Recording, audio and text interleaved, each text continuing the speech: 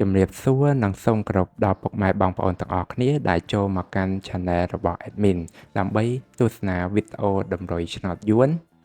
សម្រាប់ថ្ងៃទី7 ខែ 4 ឆ្នាំ 2025 សម្រាប់វេលាម៉ោង 4 កន្លះនិងម៉ោង 6 កន្លះដូច្នេះកុំបង្អង់យូរសូមពុកម៉ែបងប្អូនកលេចមកមើលតម្រុយ2លេខតម្រុយ2លេខ Admin គឺមានលេខ30 35 54 59សម្រាប់ប៉ោះ ABCD តមកគឺខ្ទង់អូសខ្ទង់អូស Admin គឺអូសនៅខ្ទង់30និងខ្ទង់50សម្រាប់ប៉ោះ ABCD ដូចគ្នាតមកគឺលេខពិសេសAdmin គឺមានលេខ076គុណ349គុណនិង879គុណ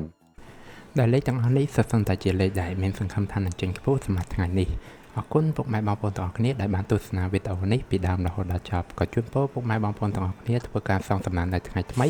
ទទួលបាននូវការហេងឆ្នះចំទាំងអស់គ្នា